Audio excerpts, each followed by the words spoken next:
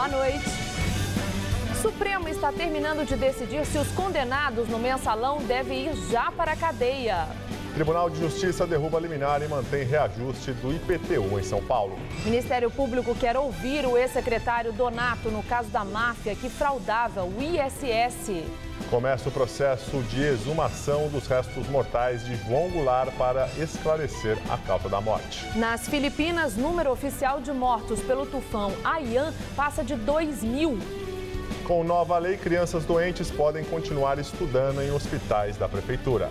O Jornal da Gazeta já está no ar.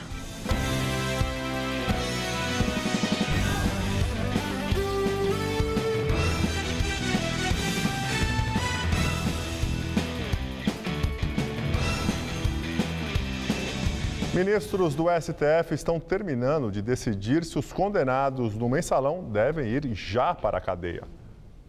Mais cedo, os ministros negaram 8 dos 10 recursos dos réus. Entre os recursos negados estão os que Henrique Pizzolatto, ex-diretor do Banco do Brasil. Ele foi condenado a 12 anos de prisão pelos crimes de formação de quadrilha, peculato e lavagem de dinheiro. Os ministros também mantiveram a condenação de Roberto Jefferson, delator do esquema. Ele deve cumprir 7 anos de prisão em regime semiaberto, que é aquele em que o detento só dorme na cadeia. A defesa de Jefferson pedia que ele cumprisse a prisão em casa por motivos de saúde.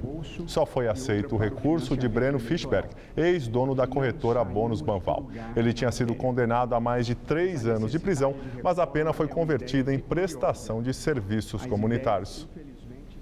E mais informações sobre o julgamento do mensalão ainda hoje nesta edição do Jornal da Gazeta. Promotor que investiga o caso da fraude do ISS diz que vai ouvir o ex-secretário de governo, Antônio Donato, e o ex-secretário de Finanças na gestão Kassab, Mauro Ricardo Costa. Já o auditor envolvido no caso disse ao Ministério Público que outro vereador paulistano também recebia dinheiro de propina. Em depoimento ao Ministério Público, o auditor suspeito de integrar o esquema, que chegou a ser preso, Eduardo Barcelos, disse que o vereador Aurélio Miguel, do PR, recebia uma mesada. O dinheiro teria sido repassado por Ronilson Rodrigues, apontado como o chefe do grupo. Ronilson chegou a comentar que precisava trocar o número do telefone porque havia muitas ligações de Aurélio Miguel. Ele cita uma conversa que ele teve com o Ronilson, na qual o Ronilson diz para ele que Ronilson pagava para Aurélio Miguel. O promotor diz que não pretende chamar o vereador do PR porque não há indícios de envolvimento dele no esquema de cobrança de propina. Porém, o promotor quer ouvir a versão do ex-secretário de governo, Antônio Donato, também acusado de receber mesada, parcelas de R$20 mil por mês a título de ajuda de campanha. Segundo o fiscal, esses pagamentos eram feitos para garantir que na mudança de governo, os auditores fiscais tivessem facilidades para permanecer nos cargos. Ontem, Antônio Donato se afastou do cargo na prefeitura, a pretexto de se defender melhor das acusações. A suspeita maior do Ministério Público é quanto à participação do ex-secretário de Finanças, Mauro Ricardo Costa. Inimaginável que essa quantia semanal de dinheiro vivo, dinheiro que era guardado, segundo o Barcelos, no armário da subsecretaria. E o superior não desconhecer tal fato, nós vamos averiguar. O ex-secretário Mauro Ricardo é citado em uma das escutas telefônicas. O auditor Ronilson Rodrigues diz que ele e também o então prefeito Gilberto Kassab sabiam do esquema. É um absurdo. Paulo, tinha que chamar o secretário e o prefeito também, você não acha? Chama o secretário e os prefeitos que eu trabalhei. Eles tinham ciência de tudo. E se for o caso, se nós sentirmos necessidade também de ouvir o ex-prefeito Kassab, será ouvido.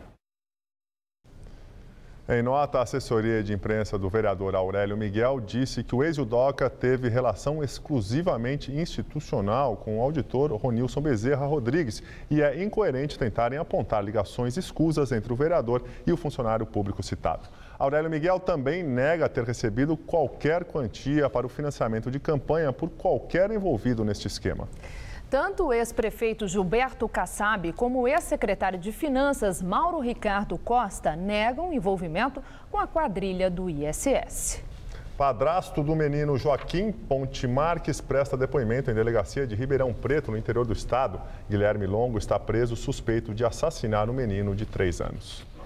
Guilherme e a mãe de Joaquim, Natália Ponte, estão presos desde a noite de domingo após terem a prisão temporária decretada. Ontem à tarde, a polícia esteve na casa da família e recolheu objetos de Joaquim e um computador. A justiça também concedeu a quebra do sigilo telefônico da mãe, do padrasto e de familiares próximos. O corpo de Joaquim foi encontrado no Rio Pardo, em Barretos, no domingo, e enterrado na segunda-feira em São Joaquim da Barra. O atendimento pedagógico hospitalar agora é lei na cidade de São Paulo.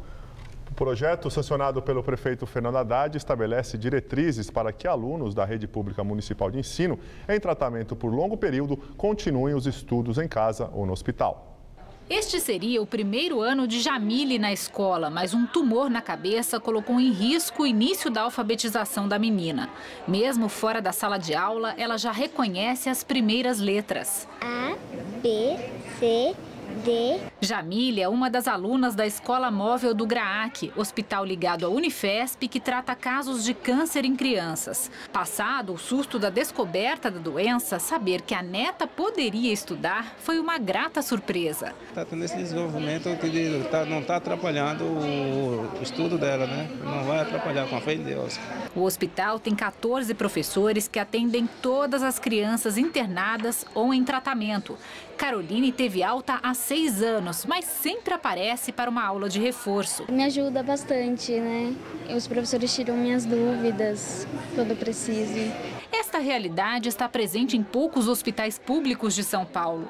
Para direcionar este trabalho, acaba de ser sancionada a lei municipal do vereador Aurélio Nomura, do PSDB, que traz conceitos de como deve ser esse tipo de atendimento em hospitais municipais.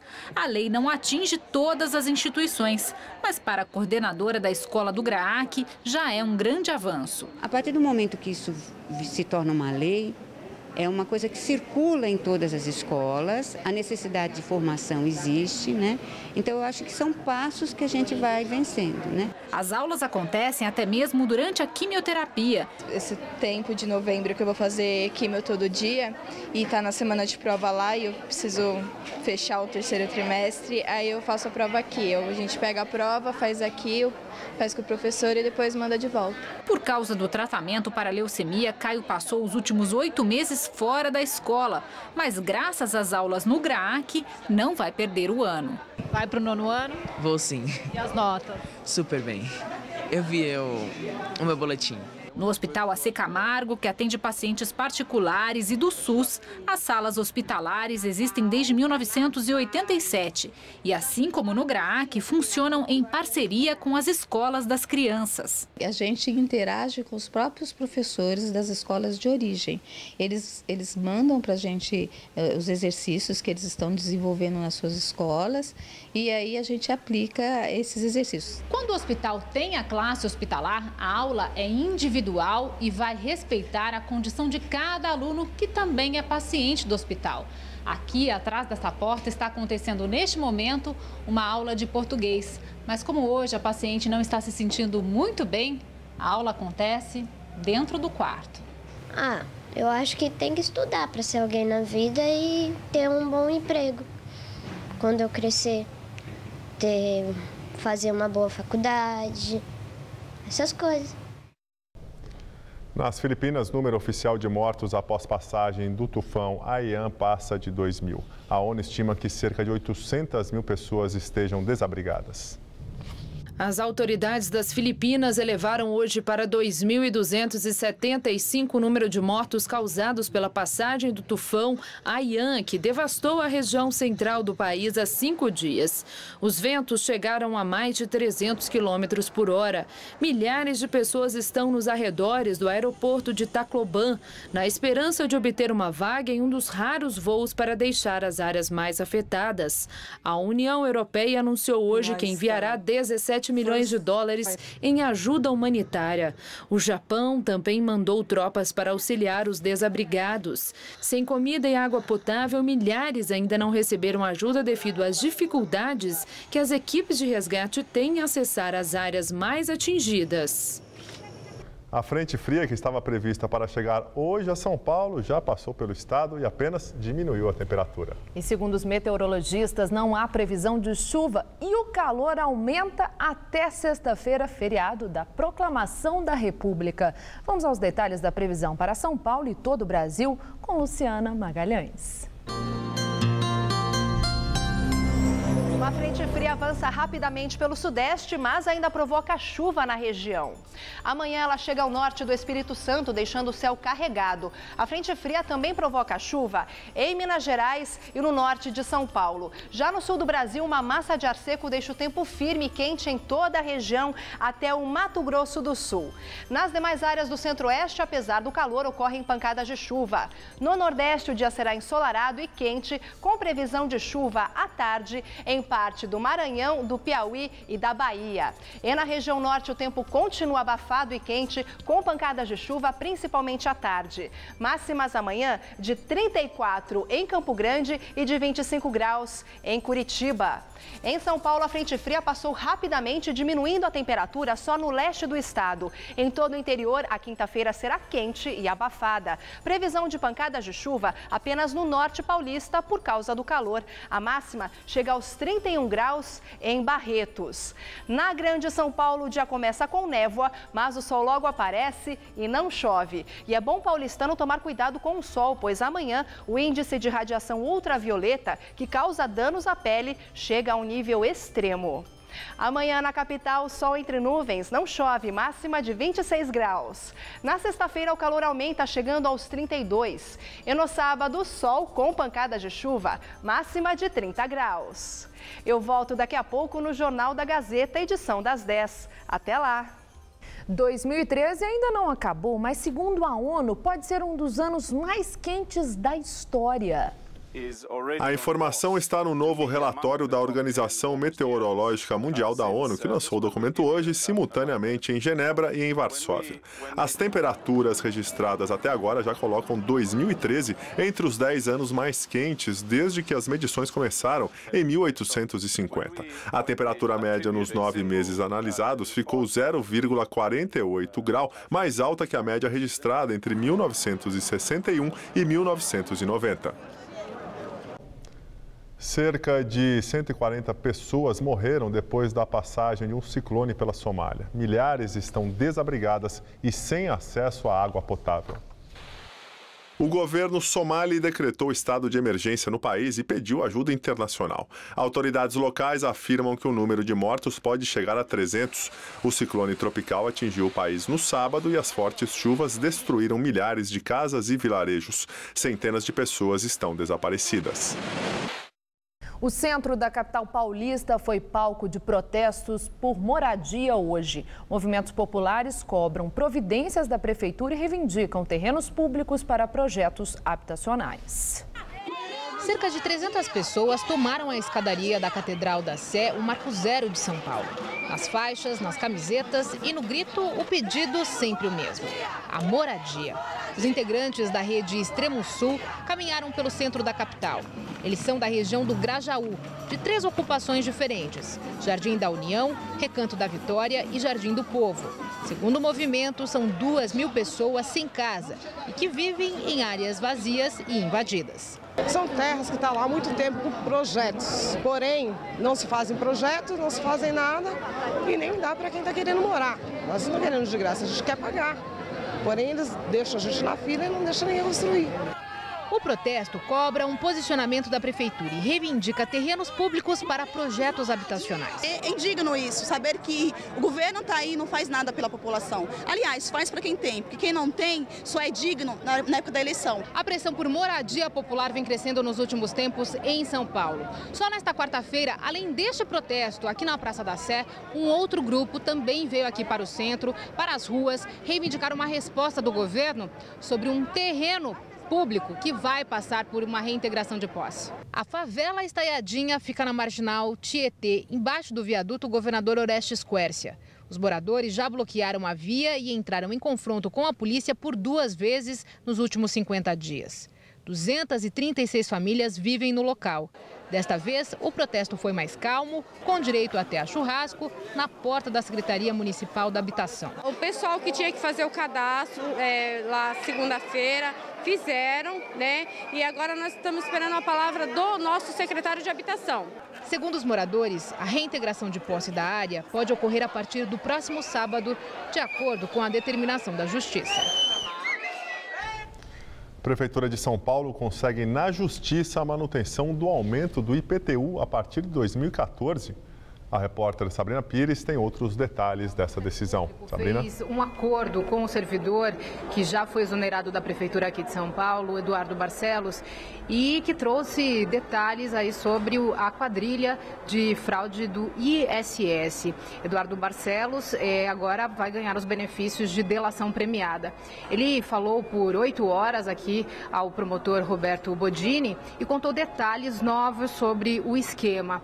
Contou, por exemplo, segundo a versão de Eduardo Barcelos, que o agora ex-secretário de governo Antônio Donato recebia mensalmente o valor de R$20 mil dentro do gabinete dele na Câmara dos Vereadores. De acordo com Eduardo Barcelos, era financiamento de campanha, mas pelo período em que ele recebeu esses valores nessa investigação, o promotor ele desconfia que talvez não seja exatamente uma ajuda para a campanha, financiamento para a campanha, e por isso também vai investigar e vai ouvir o agora ex-secretário de governo da gestão Haddad. O agora, então, ex-secretário volta para a Câmara Municipal, só que ele já pediu licença novamente de 13 dias. O Ministério Público também agora Perdemos o contato com a repórter Sabrina Pires, que falava sobre o escândalo do ISS. Depois ela volta para falar sobre o aumento do IPTU. E a cada ano, as decorações de Natal dos shoppings da capital paulista ficam mais modernas e com cenários que abusam da tecnologia. Bonecos animados interagem com o público, uma sofisticação que envolve várias etapas e começa muito antes da chegada do Natal. Quando chega o fim do ano, o grande atrativo dos shopping centers é a decoração de Natal. A Carla até tirou um tempinho do almoço de hoje para registrar o cenário. Eu achei uma graça, eu já trouxe minha filha, assim, as fadinhas que mexem, super encantadoras. E são elas mesmo, as crianças, que mais se encantam com as novidades. Este ano, o tema da decoração deste shopping na Zona Sul é o Jardim Encantado. O pessoal busca por elementos maiores, árvores gigantes, elementos lúdicos, parquinhos de diversão, brinquedos eletrônicos, robôs, muitas coisas assim. Quem vê tudo isso pronto não imagina quanto trabalho e tecnologia estão envolvidos na montagem de um cenário como esse.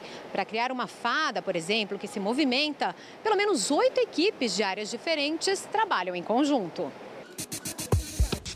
O primeiro passo é a criação do design em 3D no computador.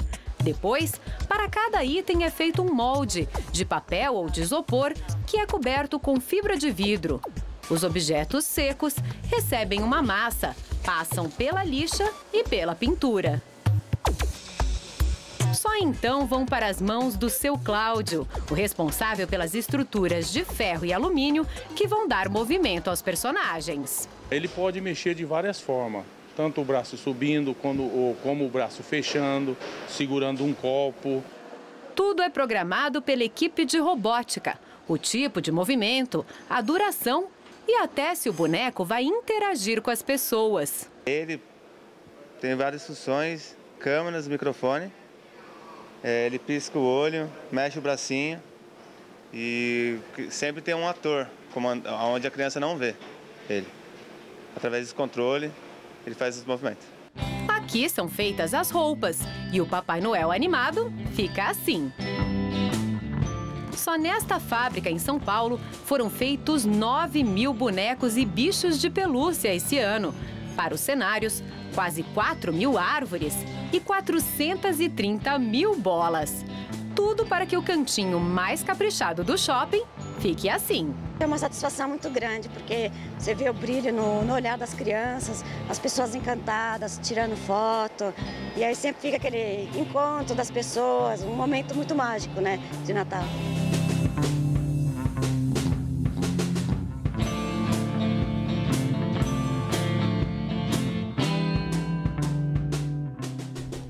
A ANS anuncia suspensão de 150 planos de saúde. De acordo com a Agência Nacional de Saúde Suplementar, os planos suspensos eram oferecidos por 41 operadoras. Eles não poderão ser comercializados pelos próximos 3 meses. A medida foi tomada por descumprimento de prazos estabelecidos para atendimento médico, realização de exames e internações, além de negativas indevidas de cobertura. A suspensão das vendas não afeta o atendimento aos atuais usuários desses planos de saúde, mas impede a inclusão de novos clientes. Em nota, a Federação Nacional de Saúde Suplementar, que representa as empresas do setor, afirma que está aguardando decisões do Superior Tribunal de Justiça e do Supremo Tribunal Federal, que pedem a revisão da suspensão da comercialização dos planos. Na COP19, Conferência Climática da ONU, integrantes do Greenpeace fazem protesto e lembram os 30 ativistas detidos no Ártico. Os ativistas estão presos na Rússia desde setembro, depois de um protesto em uma plataforma de petróleo no Ártico. Segurando cartazes com fotos de cada um dos presos, o grupo chamou a atenção de quem passava pelas instalações do Estádio Nacional na Polônia, onde está sendo realizada a Conferência da ONU sobre Mudanças Climáticas. Entre os presos está a bióloga brasileira Ana Paula Maciel. O encontro reúne mais de 129 países, com o objetivo de criar um novo acordo global sobre a redução de emissão de gases estufa. E agora vamos ao comentário do especialista em meio ambiente e sustentabilidade, Ricardo Carvalho.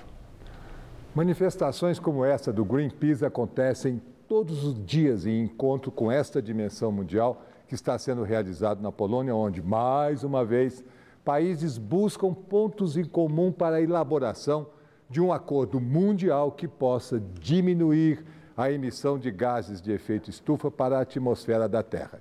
São estes gases, como o carbono e o metano, que acumulados na atmosfera provocam mudanças climáticas e seus resultados devastadores, como tufões, maremotos e tempestades de intensidade nunca vistas, como acabou de acontecer nas Filipinas.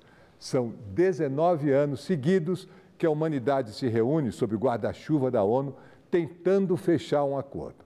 Além do protocolo de Kyoto, de 97, que está totalmente ultrapassado, nunca mais se conseguiu nada. Há 4 anos atrás, a COP15 de Copenhague, que provocou um grande estardalhaço na mídia, chegou perto de um acordão. Mas no encerramento da reunião, países importantes, como Estados Unidos e China, que são 2 grandes poluidores, roeram a corda, a vaca foi para o brejo e restou uma enorme decepção. Agora, na Polônia, serão 2 semanas de encontros e mais encontros, de reunião em cima de reunião, buscando pontos de convergência. E, como sempre acontece nos primeiros dias deste tipo de conferência, os discursos oficiais são otimistas. Agora vai, etc. e tal. Pode até ser que deste encontro na Polônia saia os elementos necessários para que daqui a 2 anos, na reunião de Paris, se possa proclamar o tal acordo mundial. Só que aí vem a pergunta que não quer calar. Será um acordo eficaz e suficiente para frear, para valer, a emissão de toneladas de gases que estão se acumulando na atmosfera? Este histórico de quase 20 anos de reuniões não deixa muito otimismo em relação à qualidade de um acordo. São muitos interesses conflitantes entre países ricos e pobres, com suas políticas e preocupações locais. No meio disto tudo, tem a necessidade de mudar radicalmente o jeito de produzir e de consumir, ou seja, a economia mundial, a política, as relações sociais têm que mudar. Tem que se buscar novas e sustentáveis maneiras de viver. Tem que ter leis e boa vontade para que essas mudanças possam acontecer. É por essa e por outras que eu continuo achando que as mudanças virão. Os países farão acordos, mas só quando a água já estiver batendo no queixo. Será sob pressão. No caso do meio ambiente, quase uma vingança da natureza. Se você quiser mais informações sobre esta reunião da Polônia ou sobre mudanças climáticas, mande um e-mail para sustentabilidade@tvgazeta.com.br que eu vou ter um grande prazer de responder. Boa noite. Muita gente tem o costume de carregar livros durante uma longa viagem. Já no trânsito, na correria de São Paulo, poucos passageiros conseguem se dedicar à leitura no trajeto de um local a outro. Mas um projeto inovador na capital paulista incentiva a leitura dentro de táxis e a troca de livros entre os usuários. Pedir um táxi em São Paulo está cada vez mais fácil, ainda mais com os aplicativos que localizam os carros mais próximos. Alguns motoristas dizem que com a tecnologia, o número de corridas diárias dobrou. E com tanto passageiro e tanto trânsito, esta empresa investiu em uma espécie de entretenimento cultural para as viagens e criou o Bibliotáxi.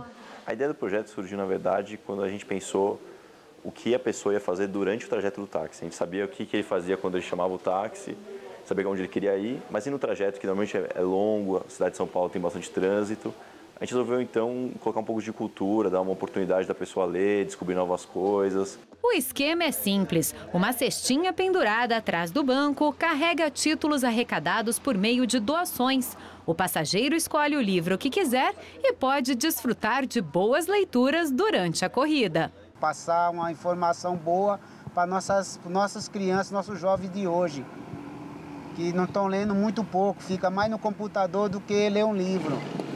Severino é taxista há 20 anos. Há alguns meses aderiu ao Bibliotáxi. Diz que os clientes se surpreenderam com a iniciativa e recomenda o serviço. Eu recomendo tanto para o passageiro como para o motorista para melhorar a cultura da leitura do nosso país. É onde que está precisando as pessoas ler mais para se inteirar mais sobre tudo. Os taxistas eles também querem contribuir com os próprios livros deles. Eles também sentem que eles fazem parte desse projeto e eles fazem parte disso. Teve um taxista que colocou uma gramática dentro do táxi e o passageiro deu um feedback bom. Falou, poxa, adorei o livro. Eu estava com uma dúvida de português. Uma das coisas mais bacanas do projeto é que qualquer pessoa pode doar um livro que tiver em casa para as bibliotecas dos táxis. E da mesma forma, pode escolher um livro durante a corrida e levar para casa para terminar a leitura. Depois devolver em um táxi ou em algum outro ponto de coleta. A Bárbara é uma cliente fiel e ela já fez isso, né? Já levou um livro para casa? Já levei o livro para casa, li inteiro, depois devolvi em outro táxi na próxima corrida. Foi muito legal, a experiência é muito boa. A primeira vez que Bárbara viu um livro no táxi, achou que um passageiro havia esquecido o objeto por lá. O taxista explicou o projeto e, desde então, além de atualizar a leitura durante os trajetos, Bárbara diz que até economizou. Você acha que vale a pena? Melhor do que comprar? Vale mais a pena o livro mesmo que eu peguei. Eu vi pela internet por 50, 60 reais e eu acabei lendo esse livro sem custo nenhum. E ainda com o benefício de poder devolver, outras pessoas lerem e terem a mesma experiência que eu. Em São Paulo está metade da frota de táxis cadastrados pela empresa em todo o país. São 15 mil veículos. A meta é que todos estejam equipados com a biblioteca ambulante até o final do ano. Atualmente, a EasyTax tem 2 pontos de coleta na Zona Oeste, um na Zona Sul e um na região central de São Paulo. Todos os táxis cadastrados também recebem doações de livros. Mais detalhes você encontra no site easytax.com.br ou pelo telefone 11 40 03 24 98. E agora vamos às notícias do esporte com Gabriel Cruz e Celso Cardoso. O Uruguai praticamente garantiu um lugar na Copa do Mundo do Brasil em 2014. Celso, os uruguaios arrebentaram hoje, né? Deram show, Gabriel. E como eu costumo dizer, só um hecatombe será capaz de tirar a vaga da seleção uruguaia. Mesmo jogando fora de casa, a primeira da repescagem contra a Jordânia, os uruguaios golearam o rival sem piedade e abriram 5 gols de saldo. Estádio Internacional de Amman, primeiro jogo da repescagem entre Jordânia e Uruguai. E após o cabeceio de Cavani no rebote, Max Pereira abriu o placar aos 22 minutos, Uruguai 1-0. Aos 42, Stuani fez o segundo gol da Celeste Olímpica, 2-0 Uruguai. No segundo tempo, Lodeiro, jogador do Botafogo, marcou o terceiro. Um belo toque por cobertura. 3-0 Uruguai. Num chute forte de Christian Rodrigues, o Uruguai encontrou o caminho do quarto gol. 4-0 sobre Jordânia. De falta, numa belíssima cobrança, Cavani, o melhor em campo, definiu. Jordânia 0, Uruguai 5. O Uruguai só perde a vaga se foi goleado pela Jordânia em Montevidéu por 6 gols de diferença. Já a seleção brasileira joga sábado nos Estados Unidos. O jogo é em Miami contra a seleção de Honduras. E depois o Brasil enfrenta o Chile em Toronto, no Canadá. Luiz Felipe Scolari já realizou trabalhos com bola em gramados americanos. A seleção brasileira realizou nesta terça-feira o primeiro treino em Miami, visando os amistosos contra Honduras e Chile. Um treino tático de aproximadamente meia hora e depois uma atividade para aprimorar finalizações e cruzamentos. Tudo pensado para evitar um desgaste ainda maior dos jogadores. É complicado você pensar em se poupar nesse momento, porque se você acabar se poupando, você pode ter férias, né, no final da temporada. De repente, mais algo que você não desejaria. Então, eu acredito que hoje em dia, como as competições, você muda de foco muito rápido das competições dentro do clube também, é normal que os jogadores já estejam habituados a esse tipo de rotina e de maratona também de jogos. Por falar em repescagem, está tendo jogo agora, nesse momento, né, no intervalo, o México ganhando na Nova Zelândia por 2-0. Primeiro jogo do México, segundo jogo na Nova Zelândia. E quarta-feira de jogos pelo Campeonato Brasileiro. A rodada começa agora, 7h30 da noite, com Goiás e Ponte Preta, Grêmio e Vasco da Gama. Além desses jogos, outras 5 partidas movimentam a noite desta quarta-feira. Às 9h, o ameaçado Criciúma enfrenta o vice-líder Atlético Paranaense, enquanto que o Botafogo mede forças com a Portuguesa no Maracanã. Às 9h50, no jogo que pode definir o título, o Cruzeiro visita o Vitória no Barradão. O Curitiba tem compromisso com o Corinthians no Couto Pereira. E o São Paulo joga contra o Flamengo no estádio Novelli Júnior, em Itu. Amanhã, 7h30 da noite, o Santos pega o Bahia no Pacaembu. Às 9h, o Atlético Mineiro tem pela frente o Internacional na Independência. E, fechando a rodada, o Fluminense encara o rebaixado Náutico no Maracanã. Campeonato Brasileiro, que pode ter hoje a confirmação do Cruzeiro como novo campeão. Pelo menos essa é a expectativa, Gabriel. Em Salvador, onde o time mineiro enfrenta o Vitória, o clima é de festa. Não, essas imagens não são de um desembarque do Cruzeiro no aeroporto de Confins, em Minas Gerais. Todo esse entusiasmo é da torcida cruzeirense em Salvador, empolgada pela possibilidade de ver o time mineiro faturar o título caso vença o Vitória no Barradão. Lembrando que pode acontecer até com um empate ou mesmo derrota, desde que o vice-líder Atlético Paranaense seja batido pelo Criciúma. Todos nós, jogadores, estamos felizes com essa recepção da torcida, que agora a gente, dentro de campo, fazer por merecer esse título e depois todos comemorarmos juntos. Pois é, cara, digno de quem está prestes a concretizar aí o título. É legal, é legal. Isso nos motiva a voltar para casa com o troféu.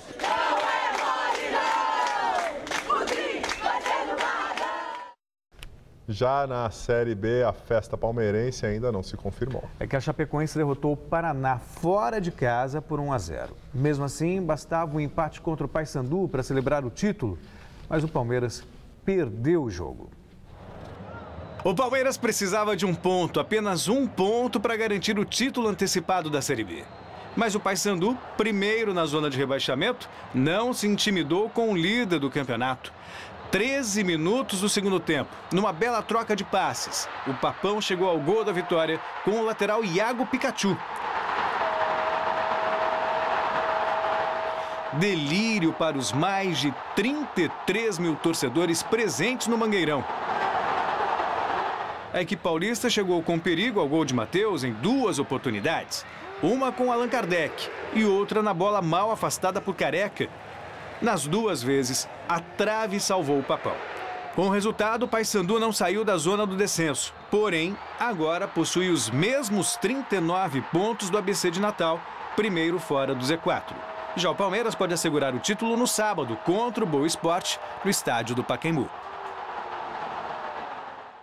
Ô Celso, essa derrota atrapalha a programação do Palmeiras? Inclusive, na escolha do novo técnico ou a confirmação do Kleina para o ano que vem? O Brunoro, que é gerente de futebol do Palmeiras, abriu o jogo. Admitiu ter procurado o Marcelo Bielsa, técnico argentino, e só não contratou o Bielsa porque ele pediu muito dinheiro, R$1 milhão livre de impostos. Brunoro, que é um bom e barato, né? Pois é, pensou no Bielsa, mas o Bielsa é um técnico caro. Aí, como opção, o Gilson Kleina, ele já vai abrir negociação nesta semana, novas reuniões para decidir o futuro. Resta saber agora quão confortável vai ficar o Kleina, sabendo que já foi procurado um outro treinador. O fato do Luxemburgo estar no mercado, foi dispensado do Fluminense, isso afeta alguma coisa? Não, acho que chance zero dele dirigir o Palmeiras. Eu imagino mesmo uma renovação com o Kleina. Muito obrigado, Celso. Tchau, Boa tchau. noite. Até amanhã. Até amanhã. Estela, com você? Os restos mortais do ex-presidente da República, João Goulart, começaram a ser exumados na manhã de hoje na cidade gaúcha de São Borja. Somente peritos, familiares e autoridades puderam entrar no cemitério Jardim da Paz. Técnicos da Polícia Federal retiraram do jazigo o caixão que abriga os restos mortais de João Goulart. Antes disso, extraíram gases de dentro do local. Todo o material será encaminhado para análise preliminar no Instituto de Criminalística em Brasília. A operação foi acompanhada por peritos estrangeiros. Os exames toxicológicos serão feitos em 2 laboratórios internacionais, cujos nomes são mantidos em sigilo. Os restos mortais de Jango deverão ser levados de helicóptero até a cidade gaúcha de Santa Maria, de onde seguem para Brasília. Nesta quinta-feira, serão recebidos com honras de chefe de Estado pela presidente Dilma Rousseff, na base aérea do Distrito Federal. Nós temos um momento especial, simbolicamente muito importante para o povo brasileiro. O início dos trabalhos de investigação, o fato dos restos mortais serem recebidos com as honras de chefe de Estado, eu acho que marca um momento muito importante da história brasileira. Pela versão oficial, João Goulart morreu na Argentina em 1976, vítima de um ataque cardíaco. Mas a família do ex-presidente suspeita que ele tenha sido envenenado por agentes da ditadura. Jango foi deposto em 1964 e morreu no exílio. Não houve autópsia na época. E agora vamos ao comentário de economia com Vinícius Torres Freire. Se a gente esquecer dos anos bons de 2006 a 2012, até parece que a economia do dia a dia não vai tão mal.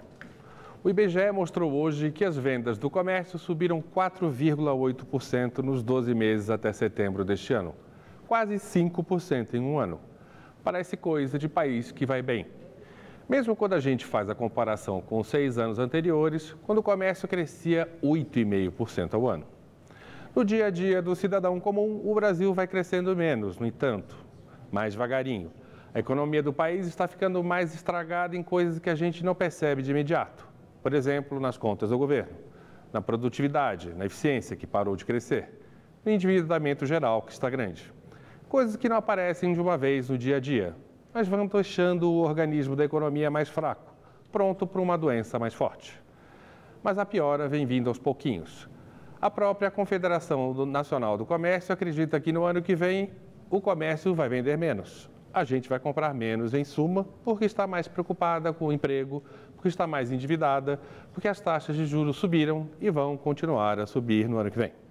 Como o governo está na pindaíba, é bem provável que ele volte atrás em algumas reduções de impostos que decretou desde o ano passado. É o que a gente disse aqui no Jornal da Gazeta na sexta-feira. Se os impostos sobem, as empresas tendem a aumentar os preços. No ano que vem, além do mais, os combustíveis vão estar mais caros. Mais um tapinha na inflação. Enfim, o dólar voltou a subir. Não é ainda nada tão grave, mas a alta do dólar encarece alguns produtos importados. Além do mais, vários aumentos de tarifas de serviços públicos, que não ocorreram neste ano, em parte por causa das manifestações de rua, vão ficar para o ano que vem. Vão ocorrer alguns aumentos de transporte e de energia elétrica, por exemplo. Com impostos maiores, gasolina mais cara, dólar mais alto e reajuste de tarifas, os orçamentos vão ficar mais apertados. A inflação vai subir ou vai cair menos. Logo, os juros vão permanecer altos ou em alta no ano que vem, o que não vai ajudar o crescimento da economia brasileira no ano que vem. Boa noite. A Prefeitura de São Paulo consegue na Justiça a manutenção do aumento do IPTU a partir de 2014. E voltamos a falar com a repórter Sabrina Pires, que agora fala sobre este assunto e tem outros detalhes dessa decisão.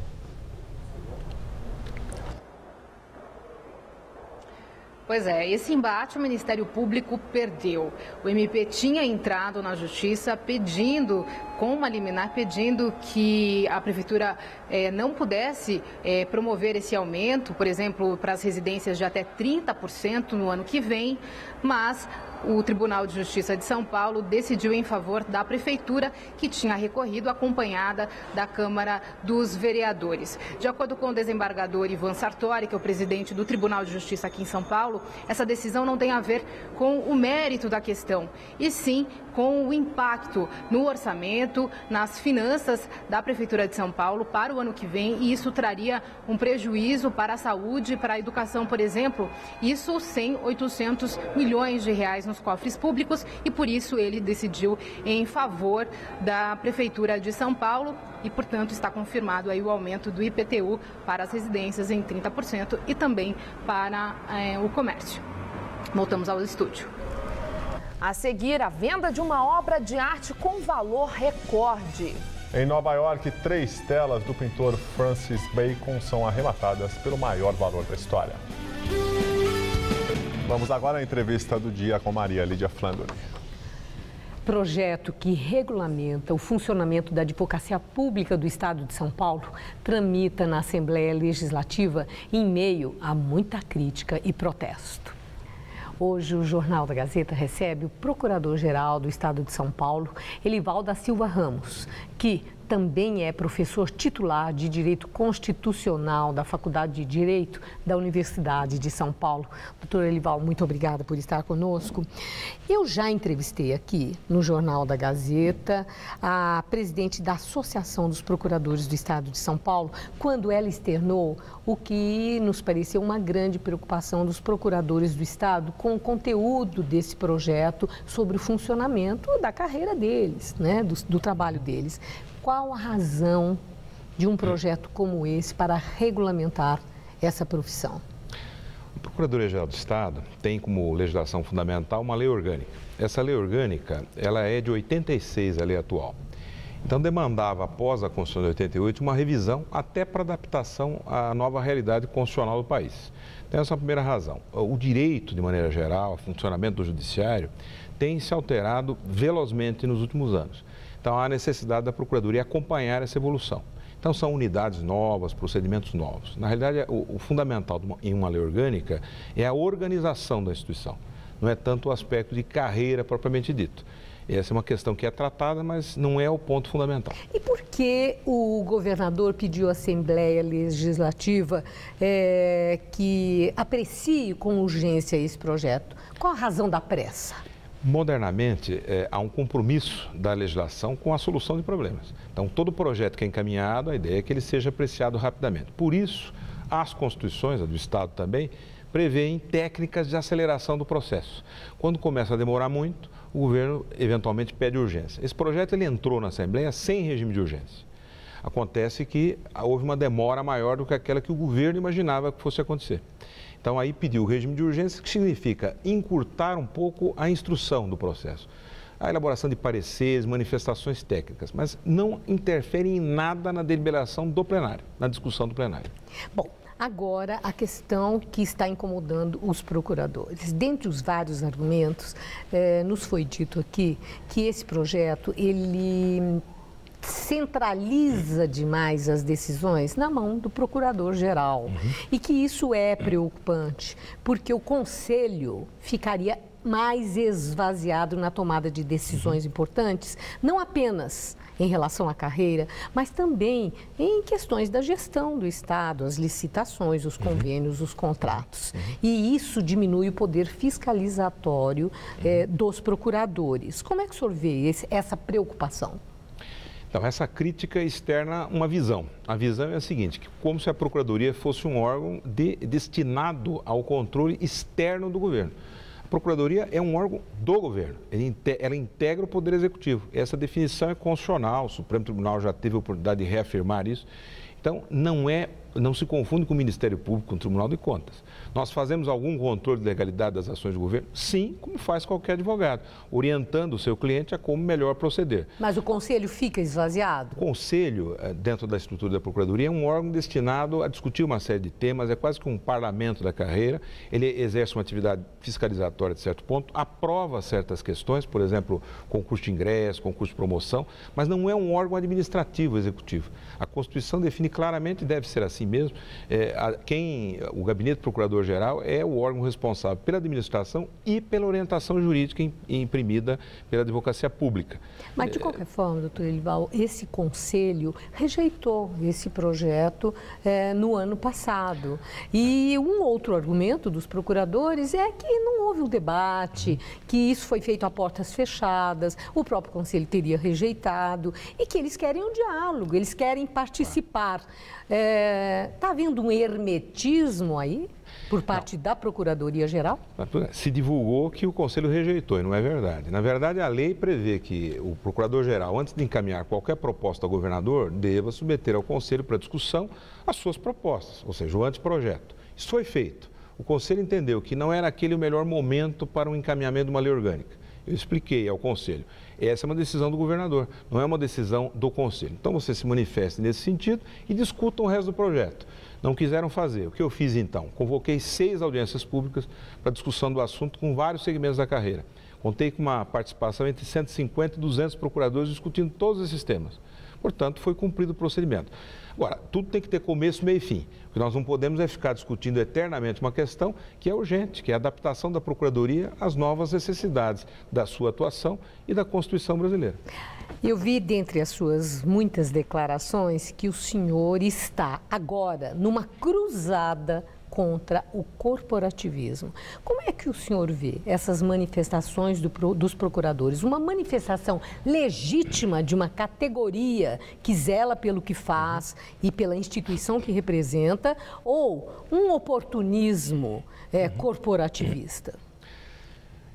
As corporações têm toda a legitimidade e todo o direito de se manifestar sobre aquilo que fazem, mas não podem determinar as balizas legais daquilo que fazem.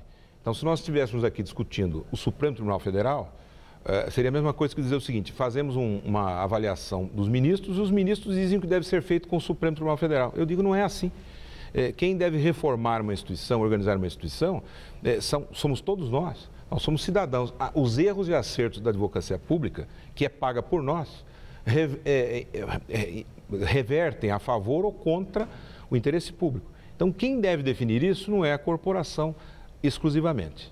Aí há uma diferença de ponto de vista quando eu digo cruzada contra o corporativismo, porque isso tem se repetido em várias instituições. É mais ou menos o mesmo discurso da universidade, a sua finalidade, a sua organização, determinada exclusivamente pelos segmentos que a compõem. Não é assim, já que ela é composta por recursos públicos, no caso das universidades públicas. É a mesma coisa em relação à advocacia do Estado. Agradeço muito sua entrevista. Uma boa noite. Boa noite, Maria. Estela. Partido Comunista Chinês anuncia reformas gerais e foca no mercado. Após uma reunião plenária de 4 dias, os dirigentes do Partido Comunista Chinês concluíram e anunciaram ontem um acordo sobre reformas econômicas no governo. De acordo com a TV estatal, entre as reformas está um papel mais decisivo da iniciativa privada e do mercado na economia do país, que é comunista. De forma vaga, a agência estatal informou que a China vai seguir se apoiando no socialismo enquanto buscará reformas profundas, como a criação de um sistema de mercado aberto, unido e com competição regulada. A data para atingir os objetivos das reformas é 2020. Em Nova York, série de 3 telas do pintor britânico Francis Bacon é arrematada em leilão pelo maior valor da história. O painel 3 estudos de Lucian Freud, pintado por Francis Bacon em 1969, foi arrematado hoje em um leilão por mais de 142 milhões de dólares, o equivalente a 300 milhões de reais. Trata-se do maior valor pago em um leilão por uma pintura, superando o Grito, de Edward Munch, leiloado no ano passado por 120 milhões de dólares. O valor mínimo para arrematar a obra de Bacon era de 85 milhões de dólares. O leilão durou apenas 6 minutos.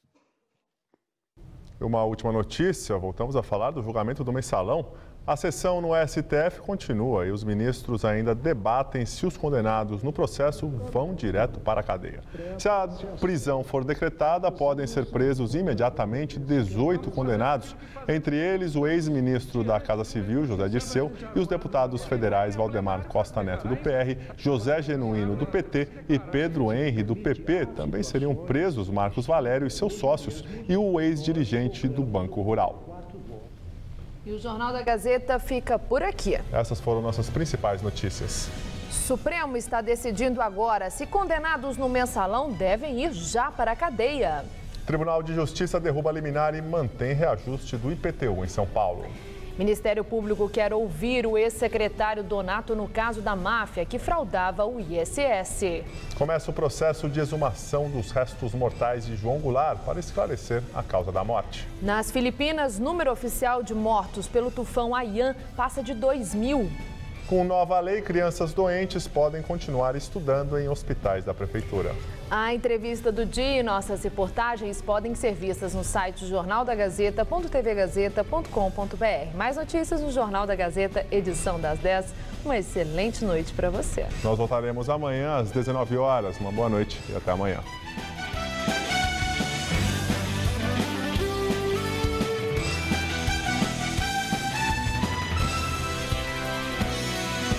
Conheça a feira de antiguidades mais famosa de Lisboa com o Hoje Tem. Nesta quinta, 11h30 da noite.